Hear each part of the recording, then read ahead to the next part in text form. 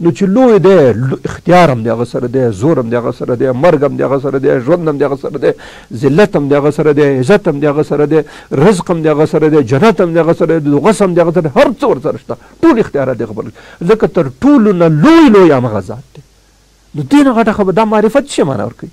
خپل رب پیژندل، خپل هغه پیژندل چې سړی وپېژني. د ایمان نه اصلي مطلب هم د ایمانیاتو نه چې خپل رب شناخت سړی حاصل کړي چې د الله پاک عظمت او لوی د انسان په زړه کې راغله، به تر ټولو غټه خبره هم دا وي. نو په دې لمانځه کې دغه شیان راځي. بیا چې سړی الله اکبر ووایي، لاسونه دلته کېدي سبحانک اللهم وبحمدک وتبارک اسمک وتعالی جدک، دا شان ستا ډېر لوی دی، ولا اله غیرک، غیر ستانه بل اله نشته، بل معبود نشته، بل ورکوونکی نشته، بل اخستونکی نشته، بل د ذلت والا نشته، بل د عزت والا نشته، صرف ته یې. بیا سړی وروسته راځي الحمدلله رب العالمین، صرف الله عز وجل د ټولو ښو صفاتو څښتن اندا دی. څوک دی؟ الرحمن الرحیم، چې رحمان او رحیم دی. هغه ذات دی مالک یوم الدین، چې د قیامت د ورځې مالک دی، ټول اختیار د ورځې د آخرت به د سره دی، به د هغې پاچایي، د هغې حساب مالک به وي، د هغې څخه حساب اخیستونکی به وي. ښه داسې بد زه به ستا عبادت کوم، زه به ستا اطاعت کوم، الله ماته نیکه لاره وښیې، سمه لاره وښیې، لاره د هغو کسانو وښیې چې تا نعمت په کړی، د قهر کوونکو، د مغضوب، د ګمراهو لار نه وساتې. دغه الحمد چې سړی ووایي بس د الله پاک معرفت وصل شي. بیا وروسته راځي چې قل هو الله احد، لا یو دی الله پاک صمد، بې نیاز دی، هېڅ چا ته محتاج نه دی، ټول ده ته احتیاج دی، نه چا زېږولی نه څوک ته نه زېږېدلی، نه د ده هم مثله هم جنس څوک شته دی. بیا چې وروسته ټیټېږي الله اکبر، بیا وروسته وایي سمع الله لمن حمده. ټول شیان چې د انسان د خولې نه وځي الله پاک اوري. سبحان ربي العظیم، الله پاک رب زموږ چې دی ډېر لوی دی، عظیم ذات دی. بیا چې وروسته وړوکې سمع ربي الاعلی په سجده کې چې وایي بیا التحیات لله مالی ځاني، ټول عبادت صرف الله ته دی، بل چاته نشته. نو تاسو فکر په دې لمانځه کې چې کوم شیان موږ تاسو لولو، دغه لوستلو کې د الله پاک شناخت و معرفت موږ ته حاصلېږي. الله څوک دی؟ الله څه قسم ذات دی؟ د کومې درجې خاوند دی؟ څومره عظمت، لویي و غلري، دا ټول شیان په دې لمانځه کې موږ تاسو حاصلېږي. دا تلاوت دا موږ چې موږ وایو، موږ خو اصل مصیبت په موږ کې دا دی چې موږ د لمانځه په معنا نه پوهېږو.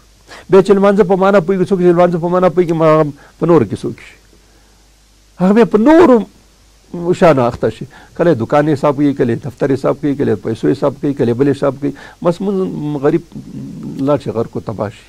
بس دغه شی که لمانځه کې سړی توجه وکړي او په دې توجه کې لمانځه هغه مفاهیم او معنام ځان ته د شي، هغه کې د قرآن عظیم شان کوم تلاوتونه چې کېږي، اذکار او ذکر چې به دې کېږي، هغه شیان چې موږ او تاسو وایو په دا ټول دا 5 وخته لمونځونو کې مختلفو ځایونو کې موږ او تاسو چې کله دعای قنوت چې وایو، دعای قنوت دومره غټه خبره ده چې هغې کې ډېر غټ موږ او تاسو تعهدونه الله پاک ته ورکوو چې موږ به ستا نه استعانت غواړو، تا ته به شکر کوو، ستا ته به سجده کوو، ستا نه هغه کومک غواړو، او چې کوم ستا دشمنان دي او ستا سره ضد لري د هغوی نه موږ او تاسو ارتباط قطع کوو.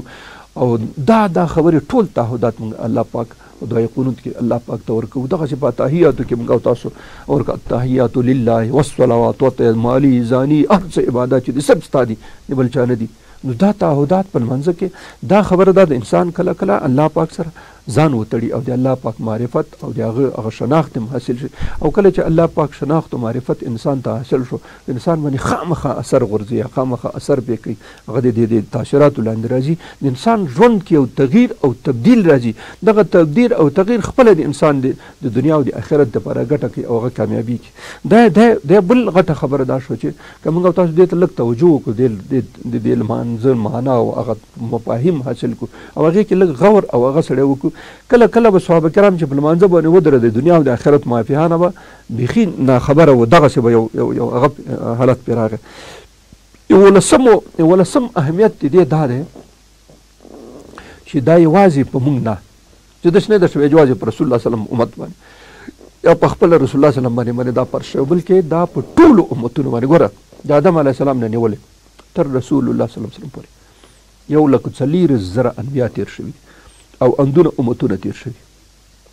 په دې ټولو امتونو، په دې ټول انبیا علیه السلام او په دې ټول هغې باندې چې د دې هغه لاندې راغلي، په دې ټولو باندې لمونځ فرض و. داسې شریعت او داسې هغه نه دی تېر شوی که موږ داسې مذهب په شکل ورته وایو چې په هغې کې د لمونځ نه دا نه کېږي. آدم علیه السلام نیولی تر رسول الله صلی الله علیه وسلم چې څونه انبیا تېر شي په دې ټولو باندې لمونځ فرض و، زکات فرض و. دا بنیادي مسایل چې ما مخکې ویلې چې توحید، رسالت او معاد، دا درې عقیدوي خبرې په دې هغه کې وي، او د لمانځه او د روژې او د زکات حتی دا مسایل هم په دې ټول ادیانو کې البته فرق یې لرلو، شکل به فرق و، صورت به فرق و، د ادا طریقه به په هر شریعت کې فرق و، خو په دې دین کې بنیادي خبره چې وه لمونځ، زکات او روژه دا په ټولو باندې وه. لکه روژې په باره کې راځي چې یا ایها الذین آمنوا کتب علیکم الصیام کما کتب علی الذین من قبلکم، لکه تاسو نه مخکې په دې ټولو امتونو په پیغمبر علیه السلام باندې دغسې د لمانځه په باره کې هم عینا خبره ده چې دا لمونځ یوازې په موږ نه، یوازې په رسول الله صلی الله علیه وسلم نه، یوازې په آخري امت نه، بلکې په ټولو امتونو باندې دا فرض و. موږ هم دلته دلایل لرو. که تاسو خیالي او سیرت هم کله لوستی، ابراهیم علیه السلام چې کله بیبي هاجر او اسماعیل علیه السلام د شام نه بوتله مدینې مکې ته، او په مکه کې هغه کوم ځای کې چې بیت الله شریف دی په دې ځای کې مور او بچی دواړه پرېښودل او دې ته نه روان شو. نو په سوره ابراهیم کې راځي آیات شریف دی چې کله هلته هغه کړو نو شاته لاړو، یو ځای کې دعا وکړه، ربي انی اسکنت من ذریتی بواد غیر ذی زرع عند بیتک المحرم لیقیم الصلاة ربنا لیقیم الصلاة.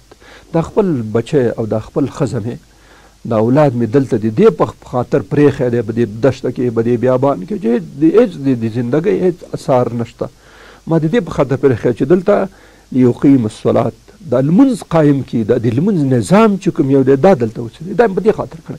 ابراهیم علیه السلام په خپله دعا کې و. اسماعیل علیه السلام ماشوم دی پیدا شوی نوی د هغه په باره کې دا خبره کوي ابراهیم علیه السلام دا بچی او دا ښځه مې په دې خاطر دلته په دې دشت او بیابان کې پرېښود لیقیم الصلاة چې لمونځ قایم کړي.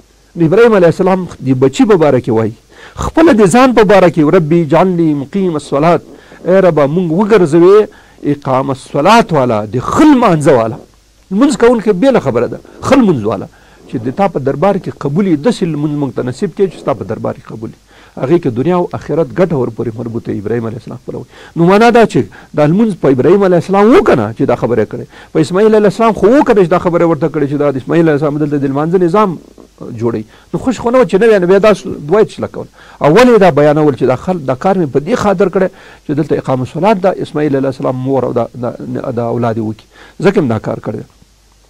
اسماعیل علیه السلام په باره کې دغه اسماعیل علیه السلام چې ابراهیم علیه السلام د په باره کې دعا کړې وه چې لیقیم الصلاة چې دی به د لمانځه هغه کوي. نو د په باره کې څه وایي؟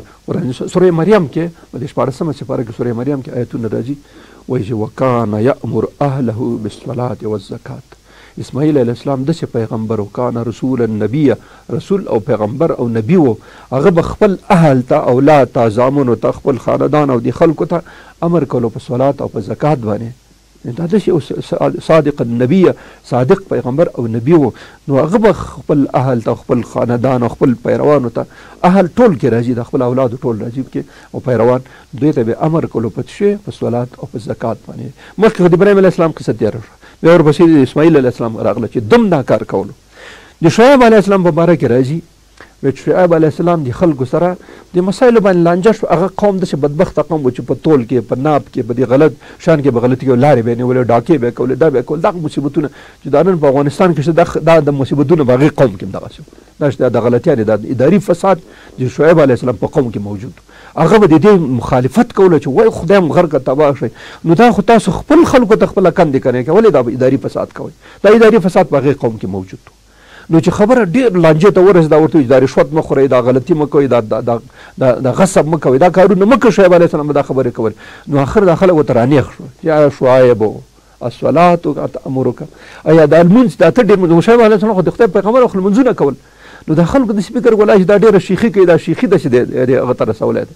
نو شعیب علیه السلام ته څه وایي؟ قالو یا شعیب الصلاتک تأمرک ان نترک ما یعبد آباؤنا. آیا دا تا لمونځ چې دا لمونځونه ډېر کوي، دې دا د امر درته کړی، دا مونځ دا درته ویلی دي چې مونږ هغه دین پرېږدو چې کوم دین زمونږ پلرونه او نیکونه کولو. نو ګوره شعیب علیه السلام ته دا خلک څه وایي؟ ویلی چې دا تا دا امر دې درته کړی دی چې دا لمونځ په دې باندې ته وادار کړی، دا مونږ ته وایي چې دا اداري فساد مه کوئ، دا غلطي مه کوئ، دا ناب تول کې خاله مه کوئ، دا خلکو د لارې مه نسئ، ډاکې مه کوئ، دا مه کوئ. دا لمونځ په دې خبره ته مجبور کړی. نو معنا ده چې شعیب علیه السلام په دین کې ولمونځ که نه، په دین خو یو دی خو شریعت کې دا منځ ځکه نو دا ورته وایي چې دا لمونځ نه ډېر کول. نو شعیب علیه السلام چې دی ابراهیم علیه السلام نه وروسته تېر شوی دی، موسی علیه السلام نه مخکې تېر شوی ګوره، نو هغه په شریعت کې د لمونځ دا خو دلایل شو چې دا په ټول ادیانو کې دا موجود. بني اسرائیلو ته د یعقوب علیه السلام اولاده چې کوم یو بني اسرائیل ورته وایي، دوی ته الله پاک احکام 10 10 احکام ورکړي. په دې کله چې موسی علیه السلام کوی تور ته لاړو هغه ته په سپینو زرو په تختو باندې احکام ورکړل شو، په هغې کې احکام 10 احکام 10 احکام، اول دا، دویم دا، دریم دا، څلورم دا. دې احکامو کې اول حکم چې کوم یو عبادت هغه لمونځ وګوره، لمونځ به نه قضا کوئ، لمونځ به کوئ، لمونځ به ادا کوئ. نو په احکام 10 کې دا موضوع اقیم الصلاة دا خپل قرآن عظیم شان هم د الفاظ راخستي او په تورات کې هم دا مسله شته. اوس هم احکام 10 په بایبل کې، دا بایبل چې تاسو راوړی په هغې دا خبره شته دی چې کومې لوحې او کومې صحیفې د سپینو زرو چې موسی علیه السلام ته په کویتر کې ورکړل شوې هغې کې یو د لمانځه حکم. بل عیسی علیه السلام چې کله بالکل ماشوم و او دی وشو په همغه ورځ چې کله ولادت وشو د مور را وړاندې کې په لاره کې را روانو، نو خلکو ته نه پوښتنه وکړه چې مریم دا دې زوی د له کومه کې تا خو تر اوسه واده نه ده کړی او زوی دې له کومه شو. نو هغې اشاره ورته وکړه چې دغه پوښتنه وکړي ماشوم، هغه وایي چې ماشوم چېرته خبرې کولی شي. نو عیسی علیه السلام شروع وکړه انی عبدالله آتانی الکتاب وجعلنی نبیا، زه نوم مې عبدالله دی، الله پاک بنده یم، زه الله پاک پیغمبر هغه کړی یم او ما ته یې څه کړي و اوصاني بالصلاة والزکات. ماشوم دی بالکل په همغه ورځ شوی دی، ما زه پیغمبر یم دی الله پاک، ما نوم د صفت مې د عبدالله دی او ما ته و اوصاني بالصلاة والزکات او ما ته امر شوی په لمانځه او په زکات ورکولو باندې. د رسول الله صلی الله علیه وسلم او د عیسی علیه السلام په منځ کې بل پیغمبر نه دی تېر شوی، یعنې معنا ده چې رسول الله صلی الله علیه وسلم مخکې چې څونه انبیا علیه السلام تېر شوي دي ټولو په شریعتونو کې لمونځ موجود و. نو الله پاک دې موږ او تاسو ته دا توفیق راکړي چې دغه لمونځ چې دومره ډېر اهمیت لري د الله پاک په نزد باندې په دې دین کې، په دې شریعت کې زموږ او تاسو په دې روحاني مسایلو کې دومره اهمیت لري چې په دې باندې موږ بالکل پابند اوسو او دا قضا نه کړو.